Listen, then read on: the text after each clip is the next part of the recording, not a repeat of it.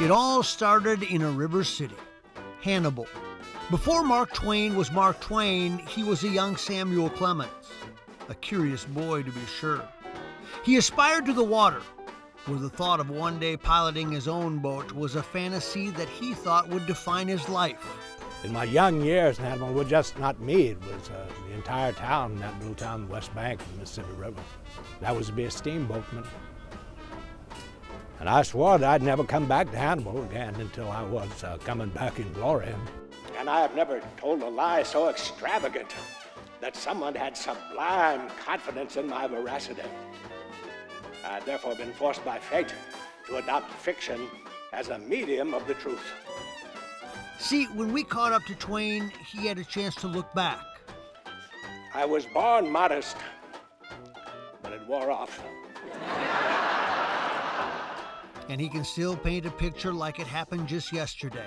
When I was a boy, there was but one permanent ambition among my comrades on the west bank of the Mississippi River in our village.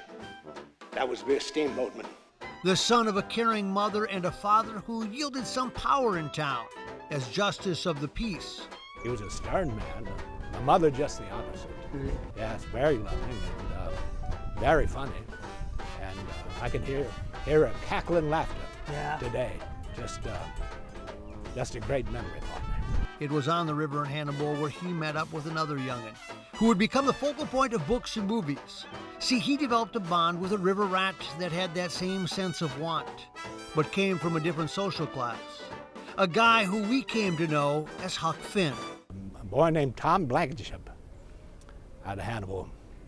He was unwashed, ignorant, underfed, but he had a good as heart as any boy ever had. Really? And he was the only really independent boy or man, any person in the community, and for that reason I suppose he was continually happy. We admired him. All of the boys respected him. But his society was forbidden us by our parents. And thus it made our association with Tom, Huckleberry Finn, ever more valuable. We loved every minute we spent with him. It was that spirit of the river that led him to his first love, running his own boat. See, for a man who saw every day as an opportunity to be renewed, this was a perfect marriage. Even took some time on the banks of St. Paul. St. Paul's a river city. We've got some memories of St. Paul. I was head navigation in the Mississippi River. As a riverboat pilot, I never got up there until it was 1882, 1883. And I had never seen such beautiful country in my life. When the Civil War arrived, his days on the water ended. He would have to move west, and it was in Virginia City, Nevada, that he became a writer of his still real name, Samuel Clemens. He worked as a reporter for the local newspaper. Problem was, the facts of his story were not enough, so he developed his own style. Very seldom did I write anything factual. I didn't find factual things to be very interesting to me. And so I would just, and I didn't find any problem with it, but I was working for a daily newspaper, and then I would just write whatever I wanted to write, and said it actually happened. I wrote about it. I said a petrified man was found out in the desert one time.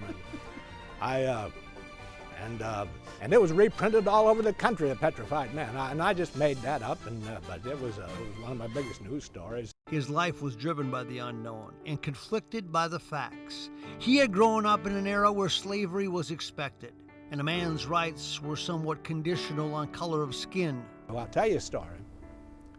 There was a boy named Sandy. He was my playmate. He was a slave. He was a child. He was continually happy. He always was singing and whooping and whistling and having fun, joking. And finally it got to me so bad that I went to my mother and I said, "You got to get Sandy to shut up."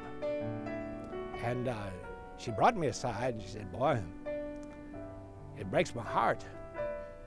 That boy should never stop him from singing and laughing because he don't have no mother. She's up in Eastern Shore of Maryland. He's been sold out here. He hadn't seen his mother since he was an infant. And I know his heart is breaking constantly.